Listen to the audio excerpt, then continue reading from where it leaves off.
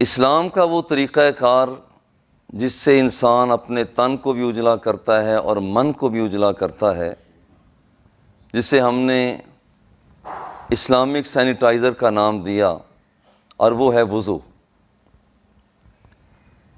جب بندہ وضو کرتا ہے تو بندے کا تن بھی اجلا ہوتا ہے اور اس کا من بھی اجلا ہوتا ہے۔ اور آج کا درس بھی اسی سے متعلق ہے۔ ایک فائدہ کا ذکر تو ہو گیا، وضو کا دوسرا فائدہ وہ یہ ہے کہ بدن انسانی کے اندر قوت مدبرہ، اللہ جل جلالہ نے ایک قوت پیدا کی ہے جو تدبیر کرتی ہے۔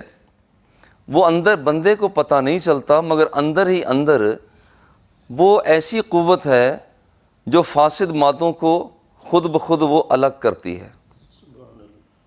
وہ ایسی غربال، ایسی چھاننی لگی ہوئی ہے کہ وہ فاسد مادوں کو وہ الگ کرتی ہے۔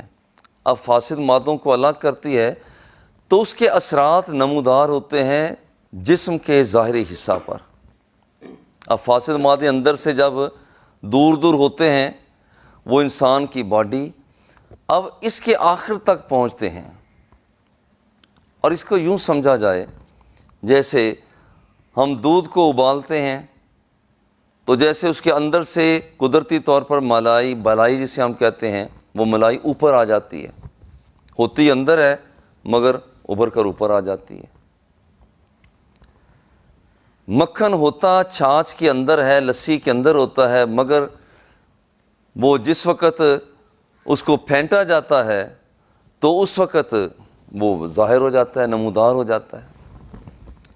یا جس طریقے سے ہم دیکھتے ہیں کہ روزمرہ کہ جس وقت پھینٹ کر ہم وہ دہی جماتے ہیں تو جو چیز اس کے اندر ہوتی ہے قدرتی طور پر وہ بالائی کی صورت میں اس کے اوپر نمودار ہو جاتی ہے۔ یعنی چیز اندر ہوتی ہے، بعض کو سمجھنے کے لیے کہ بعض چیزیں اندر ہوتی ہیں مگر وہ قدرتی طور پر وہ ایک طرف میں آتی ہیں۔ انسان کے فاسد مادے جب قوت مدبرہ انہیں دھکیلتی ہے، اب وہ ادھر ادھر ہوتے رہتے ہیں۔ اب انہیں آخر میں نکلتے کہاں تک ہیں؟ وہ جسم کے ظاہری حصہ کی طرف آتے ہیں۔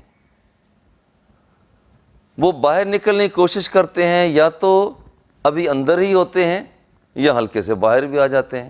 کبھی آپ نے دیکھا پھوڑے پھنسی کی صورت میں بھی ظاہر ہو جاتے ہیں۔ وہ جسے ہم کہتے ہیں الرجی ہو گئی ہے، وہ الرجی کی صورت میں ظاہر ہو جاتے ہیں۔ اب اسلامک سینیٹائزر وہ اسلام کا جراثیم کش نظام اور جو من کو بھی اجلا کرتا ہے، تن کو بھی اجلا کرتا ہے، جب بندہ ان اعضاء کو دھوتا ہے تو وہ جو قوت مدبرہ نے فاسد مادوں کو ایک طرف لگایا ہے، یا تو وہ اندر ہی اندر ان کا ابال سرد پڑ جاتا ہے، ختم ہو جاتے ہیں، اور اگر وہ باہر نمودار ہو جاتے ہیں تو اس وضو کے ساتھ وہ بھی دھل جایا کرتے ہیں۔ اب یہ اسلام کا نظام کہ جس کے ساتھ بندہ اپنے تن کو بھی اجلا کرتا ہے اور اپنے من کو بھی اجلا کرتا ہے۔ اور اس کا ایک اور فائدہ، وہ تیسرا فائدہ اس کا یہ بھی ہے کہ بندے کے اندر دو طرح کی قوتیں ہیں۔ ایک ہے بہیمیت، جیسے جانوروں والی قوت کہہ لیا جائے۔ ایک ہے ملکیت، وہ فرشتوں والی قوت جیسی ہوتی ہے۔ اب جو کچھ جانور کرتے ہیں وہ فرشتے تو نہیں کرتے۔ بہیمی قوت کی بقا یوں ہوتی ہے کہ اس کے ساتھ کھایا جائے، اس کے ساتھ پیا جاتا ہے، صنفی عمل ہوا کرتا ہے، یہ بہیمی قوت کی تسکین ہے۔ اب فرشتے نہ کھاتے ہیں، نہ پیتے ہیں، نہ صنفی عمل کرتے ہیں، آخر ان کی تسکین کیا ہے؟ اب بندے کے اندر دو طرح کی قوتیں ہیں، دو قوتوں کا گویا کہ یہ اجتماع ہے، اور ہر دونوں قوتوں کو اس نے تسکین دینی ہے۔ بہیمی قوتوں کو تسکین ملتی ہے کھانے سے، پینے سے، پھل کھا لیا، فروٹ ہے، مٹھائیاں ہیں، کسٹرڈ ہے، فرنی ہے، یہاں پر اس نے چاول ہے، بریانی، یہ ساری چیزیں بہیمی قوتوں کو برقرار کرتی ہیں۔ ملکوتی قوت اس کے لیے کیا ہے؟ اس کے لیے نماز ہے، روزہ ہے، حج ہے، زکوٰۃ ہے، اعمال صالحہ ہیں، یہ ساری چیزیں وہ ہیں۔ اور یہ جو نماز ہے، اس سے پہلے رب ذوالجلال نے سکھا دیا کہ پہلے تم باوضو ہو جاؤ۔ جب بندہ باوضو ہوتا ہے تو ملکوتی قوتوں کو، انسان کی ملکیت کو اللہ جل جلالہ تسکین عطا فرما دیتا ہے۔ گویا کہ بندہ جب وضو کر رہا ہوتا ہے تو اندر کی قوتوں کو یہ بندہ تسکین پہنچا رہا ہوتا ہے۔ اور چوتھی بات، جو چوتھا فائدہ اس میں یہ ہے کہ جس وقت بندہ ملکوتی قوتوں کے قریب ہوتا ہے تو اس کی قوت عقلیہ میں اضافہ ہوتا ہے۔ جس بندے کو سبق یاد نہ ہوتا ہو، جو بندہ یہ سمجھتا ہے کہ میں یہاں پر الجھا سا رہتا ہوں، وہ بندہ باوضو ہونا شروع کر دے۔ ادھر سے وضو ٹوٹے، ادھر سے وضو کر لے، ادھر سے وضو ٹوٹا، ادھر سے وضو کر لیا۔ جب وہ اپنی روٹین یہ بنا لیتا ہے تو یہ بندہ ملکوتی قوتوں کے قریب ہو جاتا ہے۔ جب ان کے قریب ہوتا ہے تو بندے کی قوت حافظہ میں بھی برکت اور وسعت ہو جاتی ہے۔ اور اسی طرح سے کبھی آپ نے حفاظ کو دیکھا ہوگا، ان کی قوت یادداشت پہلے نہیں بھی ہوتی، چونکہ قرآن مقدس کو پڑھتے ہوئے انہیں وضو کرنا ہی ہوتا ہے۔ اب آہستہ آہستہ یہ پریکٹس ان کی اتنی تیز ہو جاتی ہے کہ وہ لوگ جو حافظ ہوتے ہیں، قرآن مقدس کو یاد کرنے والے، وہ باوضو ہو کر پڑھتے ہیں، پھر یہ ان کی پریکٹس سکول کی زندگی میں بھی بہترین چلتی ہے، کالج کی زندگی میں چلتی ہے، یونیورسٹی کی زندگی میں چلتی ہے، اور وہ باقی لڑکوں کی بنسبت وہ رزلٹ بھی بہتر دیتے ہیں۔ اسی طرح سے ایک اور فائدہ وضو کرنے کا کہ جس وقت بندہ گناہ کرتا ہے تو اس کا نور چلا جاتا ہے، چہرے کا نور، ہاتھوں کا نور، اعضاء کا نور، وہ چلا جاتا ہے۔ کیونکہ اللہ جل جلالہ کی یہ لطیف چیز ہے، ایک لطافت ہے، وہ ان کثیف چیزوں کے ہوتے ہوئے رہتی نہیں ہے۔ بندہ گناہ گار ہوتا ہے، وہ نور چلا جاتا ہے۔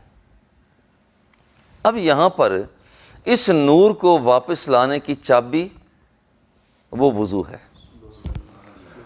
وہ چہرے کا نور چلا گیا، ہاتھوں کا نور چلا گیا، پاؤں کا نور چلا، وجود کا نور چلا گیا، تو اس کے لیے حکم یہ ہے کہ تم وضو کرو، ادھر سے تم وضو کرو، رب ذوالجلال تمہارے گئے ہیں نور کو وہ واپس عطا فرما دے۔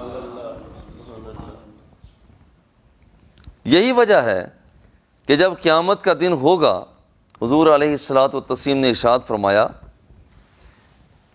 کہ ان امتی یاتون یوم القیامت غرا محجلین من آثار الوضوء، جب قیامت کا دن ہوگا تو جن اعضاء کو بندہ وضو کے دوران دھوتا رہا، جب قیامت کا دن ہوگا تو یہ اعضاء بھرا عالم ہوگا، دنیا جہاں کے لوگ اولین و آخرین ہوں گے، مگر وہ بندہ جو باوضو ہوتا رہا اس کے یہ اعضاء چمک چمک کر کہیں گے یہ باوضو بندہ آ رہا ہے۔